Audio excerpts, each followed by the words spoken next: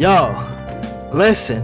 I've been praying for times like this. The mud that done created the Jujutsu Kaisen infection horror AU. Well, guess what, man? He came right back. Dropped a part 2. Other than that, man, I just came back from a whole week and whatnot. You know, my birthday was not too long ago, so you know what I'm saying? 2-2. With that being said, y'all, I'm not gonna try to keep this intro long because I know on the first Jujutsu Kaisen intro, that jump was like 3 minutes long. A lot of y'all was complaining. Shh, but I understand. That being said, man, make sure y'all keep God in your life. Man, come on, man. Let's get into it, bro. So make sure y'all like and subscribe. Let's get it. Alright, boom. The Jujutsu Kaisen Horror Infection AU returns. 9 minutes and 10 seconds, and as from what I can see, it's an English translation. So I must have missed something or just simply wasn't paying attention. Let's hop right into it. Continuing on where we left off, we're on the outside of the domain, where we see Kenjaku say domain expansion, and then we get some narration. The climax begins. The external contours of a barrier are weak on the outside. We see Kenjaku and he says this: "It's wonderful. I never thought of using such basic logic again." Kenjaku collapses the void, leading to the 3 sorcerers to be suspended in the air. We continue with the narration. I'm not gonna lie to you, I low-key kind of forgot what happened on the last volume. All I know is that nigga Gojo was putting belt to arse. That's all I know, bruh. The logic of a domain without barriers lies in the fact that its guaranteed hit extends beyond the opponent's own barrier. And if we add that the sorcerer of the barrierless domain is attacking from the outside, the result is more than obvious. Okay. We focus on Kenjaku when he says, "I doubt you can see me right now." Sukuna regains consciousness and we follow his monologue. If my assumption is correct, he can't right now. He can't recognize Suguru Geto's body in its current state. To unleash 4 infinite voids tonight without rest. If you weren't that, currently you and your brain would be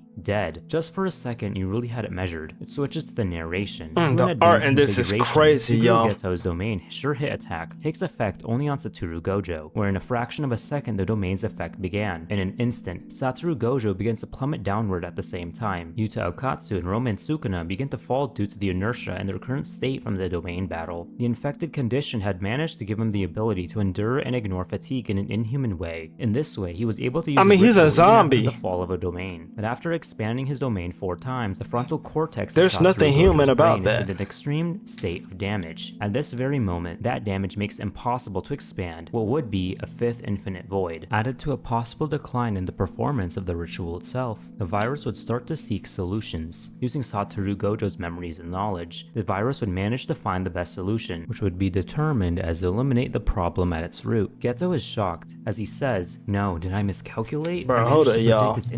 Can we just take a moment to just like look at the art? Like let's just take a moment just to look at the art, bro.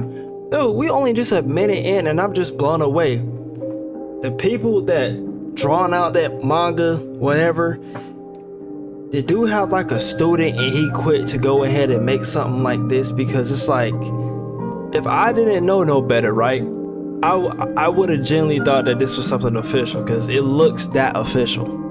It's talented people out here, y'all. Alright, let me stop talking before y'all start complaining. Ability to expand his domain again. But seriously, his ritual is still performing at maximum efficiency. At the moment his fall began, 2 events started to occur simultaneously, where the technique of the 3 great clans, Fallen Paddle's motion, would activate alongside a maximum output blue. In combination, the result is obvious. In the next instant, a process of destruction and reconstruction will begin in the right frontal cortex, not only avoiding the future decline of the cursed ritual's performance, but also expanding a domain again will become a reality. Geto starts to think to himself, did he manage to rise, even with my sure hit attack active? Satoru Gojo, will he not notice Suguru Geto's body? He shows no sign of resisting. Is the virus betting everything right now to ensure the fall of the domain? Just for these brief instants, a text box appears, saying, the virus completely suppressed Satoru Gojo. I was just about to say that because he's already seeing red. Fallen, but he still hasn't. Out of nowhere, Sukuna throws a punch at Gojo. The narration continues. Once the domain falls, the virus begins action destroying and reconstructing the affected area, leaving the ritual in a fresh state. With a normal reverse technique process, it would be a matter of seconds, but the virus only having its natural healing for the next 570 seconds, Satoru Gojo will not possess his curse technique. Sukuna taunts Gojo, asking him what's wrong with his curse technique. Hello, editor's note, a lot of my narration isn't going to be... No disrespect, bro, we gonna have to skip that, bro. So it's like, what's up with the virus, right? My nigga, it's a virus, just a smart curse, or like it's a virus just tapping into Gojo brain like, hey smart, so let me go ahead and get some of that smart juices from Gojo or something like that. I feel like as I'm reading this, right, I'm trying to pay attention to the story, but I feel dumb at the same time, because I understand it, but at the same time I don't understand it. What is this virus doing to like actually utilize Gojo's abilities? Like know how to reverse, do this, do that. Like my nigga, they put the whole science into this. See the battle between Sukuna and Gojo. He starts to hear that Gojo doesn't have his curse technique. Realizing how everyone had used up their domain expansions and that he can't rely on Rika either, he has one wild card. He signals a switch with Yuki. Tsukumo is seen fighting a couple of zombies. The zombies appeared in both blue and red techniques were used, meaning that these zombies operate under a hive mind. We can also see that Todo is there as well. They both start to realize that Yuta is falling for their help. Yuki starts to speak to herself. I have no idea what's happening to you. Okatsu, Sukuna, and someone else managed to expand their domains, but they didn't achieve it this way. Okatsu wants to trade himself now. Is it because of the loss of his domain? The few things I could analyze is Gojo's ability to expand domains without... Wait, these things didn't start appearing when Gojo's dominance falls under a minute later, and if we add that these things appeared 1 minute after the fall of Infinite Void, Okatsu wants to exchange right now. The virus wants to protect Gojo. This means that this is our best opportunity. This explains the disappearance of the entire horde. Could it be that Gojo has his curse ritual worn out? We can see that zombie Megumi has survived. Since Maharaga was never fully tamed, Megumi's a zombie. To summon him. A text box appears, saying the contingency plan begins. Yuki has a 1,000-yard stare as none other than Maharaga appears in front of her. We're back to the battle with Gojo against the same nigga that adapted the virus.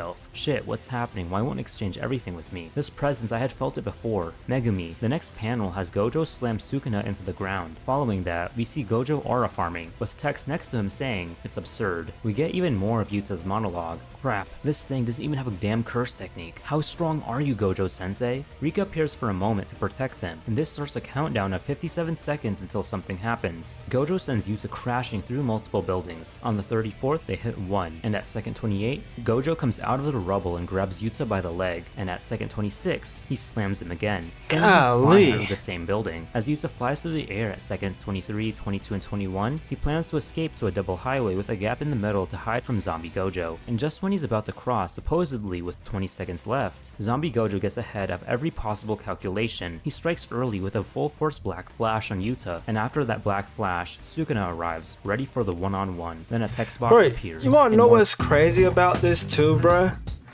It's like, when you think about zombies, it's straight biting. Like all they think about is, that's all they think. Just eat. Not once have Gojo ever talked about munching somebody.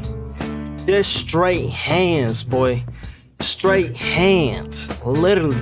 So then another thing, how can you beat something that's already dead? Like, well, Gojo not something, but someone. How can you beat someone that's already dead? Mind you, I don't think there's a way bro can come back from this. Full face is blown off. I don't think he have eyes, y'all. Let's be real, talk to me. Y'all, just 4 more minutes left of this, alright? Don't get too antsy. More than 1,000 years, the king has never felt so many sensations before. Shame, danger, or fear. That's what a human would feel. But he feels the purest emotion. Fun. No weapons, no techniques. Of course he would. That's all he think about is now at a pause. Destruction. Yeah, so I know that was pretty short. But oh, what? That was pretty good. Oh, that's it? Oh, man. This just a filler episode, bruh. If I could sit here and really tell y'all my thoughts, since it's really not really too much to say, because I mean it's like a really short one, so I'm pretty sure that they're making more. Heck, who knows, man? More has probably even came out. Wanna know what would be crazy? The same dude that be like, you know, like every time he talk, it does something. Y'all know what I'm talking about. He got the little thing. He say tuna all the time, or salmon. Salmon or salmon. I don't know how people say it. That'd be crazy if he comes into the fight, or he turns like he turns into a zombie too as well. But other than that, man, like how I feel about this whole Jujutsu Kaisen zombie thing, honestly though, I love it. I think it's dope, and the way that, you know, it mimics the actual manga art style. almost perfect.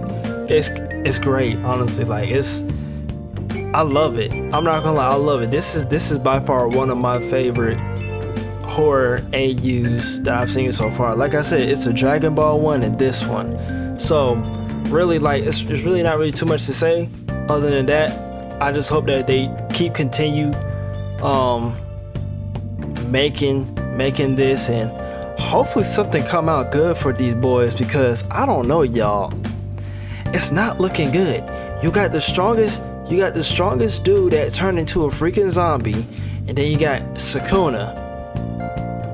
Now Sukuna and the strongest nigga in the room, all right, but how far is that gonna go though?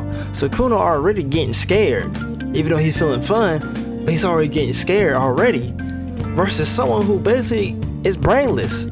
So I'm really interested to see what's gonna happen. I wonder if they're gonna ever make like a culling arc thing of this later on down the road.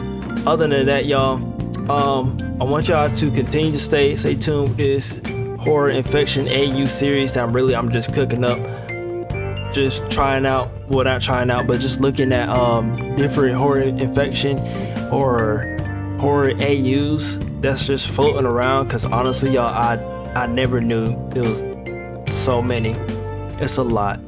Like, y'all, even a freaking Ben 10 one. A Ben 10 one, y'all. I wouldn't be surprised if there's a Tom and Jerry, a freaking Bugs Bunny, Billy and Mandy. If there's a Ben 10 one, it's so many different AUs out there. I do want to definitely keep this series going. I don't know how long I'm gonna keep it going, but I'm gonna keep it going. Of course, as always, the analog horror videos will always keep coming back. I wanna also bring back the short horror films too, as well, because that previous one that we seen, Better Than the Devil You Know, something like that. That one was a really good one. And also this too as well, like, y'all, I also don't do just reaction videos. I do gaming content on here as well. Now, it's not really too many games out here, because it's like, I ain't gonna lie, games now, the gaming is not dead, but right now it's just kind of lackluster. But if there's any other games that y'all want me to check out, like maybe Persona or any other type of little story-based games, if y'all want me to even go into Death Stranding, I never really played Death Stranding, so if y'all want me to check out different little games, then I most definitely will, because I also do that on this channel as well. I just haven't done it in a little while. I kind of hate how, you know, this video is real short, especially after coming back after a whole week, so I'ma also deliver something as special. And make sure y'all go ahead and check out my post on the community page. Your boy just got himself a cat. Originally I wanted to name the cat Gojo, but I found out it's also a girl cat, so I was like, you know what, me and my old lady was like, we gonna name it Kiko. So on some nerd type stuff. That being said, bruh, make sure y'all like and subscribe. I'm going to go ahead and edit this video for y'all and drop it. Y'all stay safe, y'all stay blessed, y'all stay cozy, and please keep God in your life. Cozy Joe's out. Love, peace, and chicken grease.